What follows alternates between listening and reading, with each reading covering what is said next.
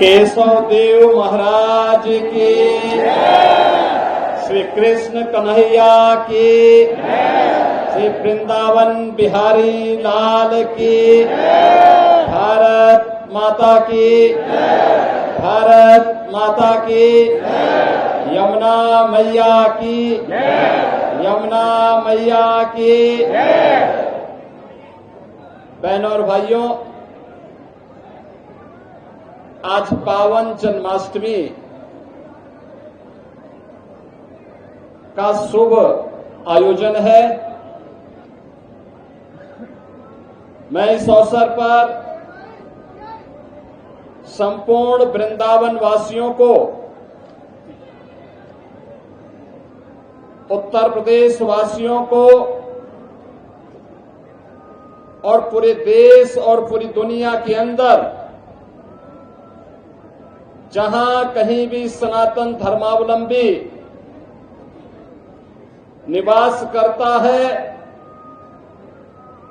और हमारे कान्हा के प्रति श्रद्धा का भाव रखता है, उन सबको मैं आज की इस पावन तिथि की हृदय से बधाई देता हूं। और उन सबके लिए अभी मैं श्री कृष्ण कन्हैया के श्री चरणों में ही प्रार्थना करके आया हूं कि उनके जीवन में शुभ और मंगल ही मंगल हो, ये कृपा उनकी सदैव बनी रहे। बहनों और भाइयों,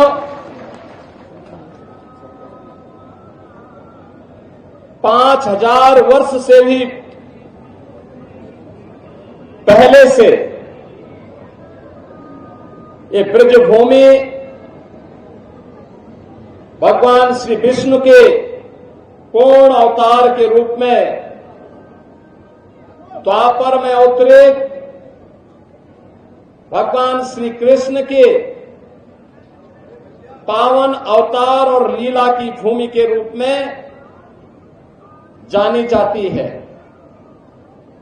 ये हम सब उत्तर प्रदेश वासियों का सौभाग्य है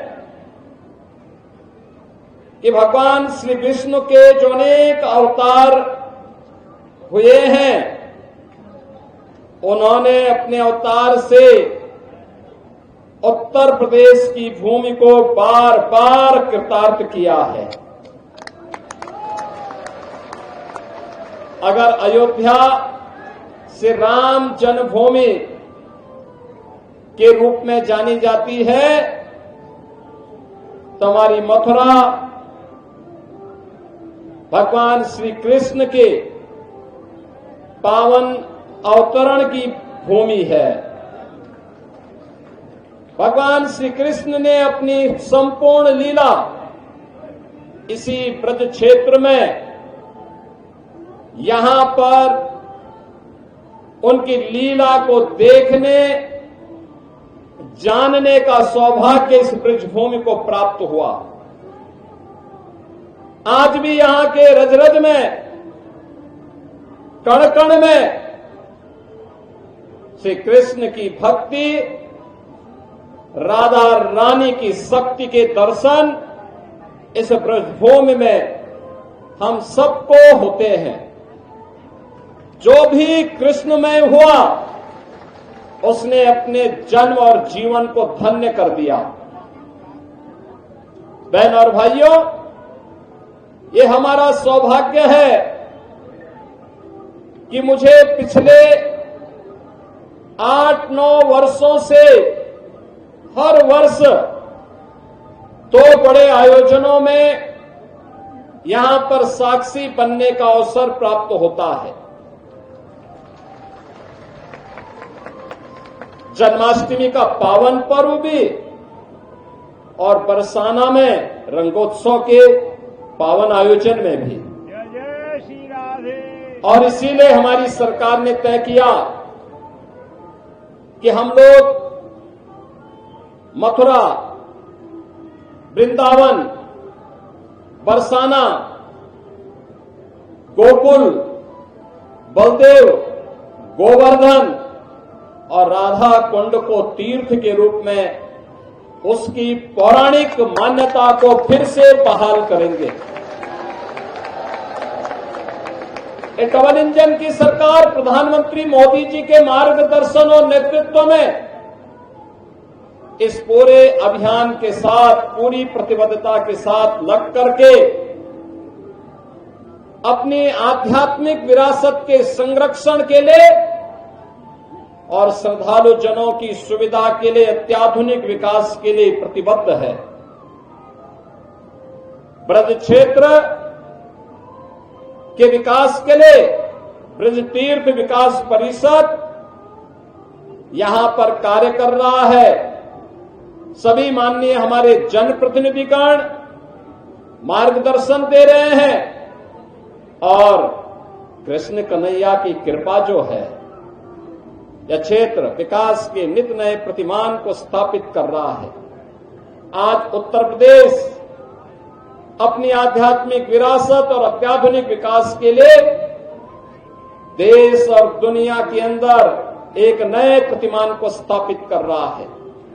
और आज ये मेरा सौभाग्य है कि जन्माष्टमी के अवसर पर मुझे स्वयं कहना कि इस पावन जन्मस्थली पर आने का सौभाग्य प्राप्त हुआ है। आप सभी के दर्शन भी हुए। आप सभी को मैं एक बार फिर से पूरे ब्रज वासियों को, मैं पूरे प्रदेश वासियों को आज के इस पावन पर्व पर मैं हृदय से बधाई देता हूं। हमारा संकल्प होना चाहिए, जो प्रधानमंत्री जी ने देश के स्वाधीनता के अमृत महोत्सव वर्ष के अवसर पर हम सबको संकल्पित करवाया था, और वह संकल्प थे पंचप्रण के, गुलामी के अंशों को सर्वथा समाप्त करना, स्वदेशी को जीवन का मंत्र बनाना, विरासत के संरक्षण के लिए कार्य करना, देश की सीमाओं की रक्षा करने वाले और देश के अंदर आंतरिक सुरक्षा को बेहतर बनाने वाले जवानों का सम्मान करना और समता और सामाजिक एकता के लिए कार्य करना। बहनों और भाइयों, आज जब हम काशी में जाते हैं तो काशी विश्वनाथ धाम हम सबके सामने पूरे वैभव के साथ देश और दुनिया को आकर्षित कर रहा है। अयोध्या में जाते हैं, 500 वर्षों की गुलामी के प्रतीक समाप्त हुए। अब श्री कृष्ण श्री राम जन्मभूमि पर भव्य राम मंदिर का निर्माण होकर के दुनिया को अपनी ओर आकर्षित कर रहा है। हम लोग योग माया की उस पावन भूमि पर जाते हैं जो विंध्यवासिनी धाम के रूप में आज दुनिया को अपनी शक्ति का एहसास करा रही है। वहां पे भी एक भव्य कॉरिडोर बनकर के दुनिया के श्रद्धालुओं को अपनी ओर आकर्षित कर रही है। श्रद्धालु जनों की बेहतर सुविधा।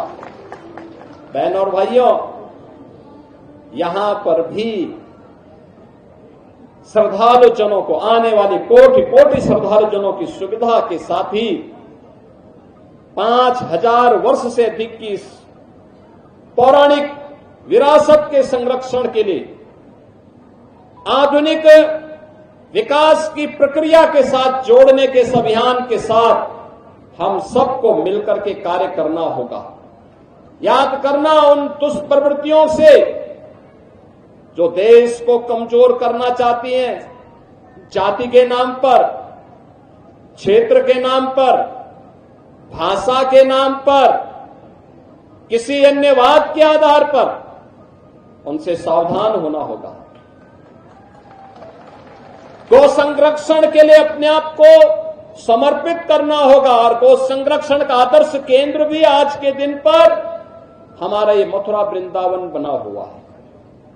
यहां पर अनेक बड़ी बड़ी गौशालाएं काम कर रही हैं और इसीलिए डबल इंजन की सरकार ने व्यवस्था की है कि निराश्रित गौ आश्रय स्थल पर कोई भी गाय रहेगी, कोई किसान, कोई अन्नदाता किसान अगर उसका संरक्षण करता, उसका लालन पालन करता है, तो सरकार उस परिवार को, उस किसान परिवार को 1500 रुपये हर महीने उस गौ माता की सेवा के बदले उपलब्ध करवाएगा।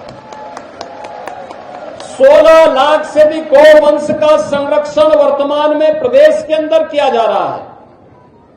लगातार इस पर सरकार कार्य कर रही है, क्योंकि हमारे जो प्रतीक हैं सनातन धर्म के, मां गंगा है, मां यमुना है, गौ माता है, गायत्री है, हमारे तीर्थ हैं।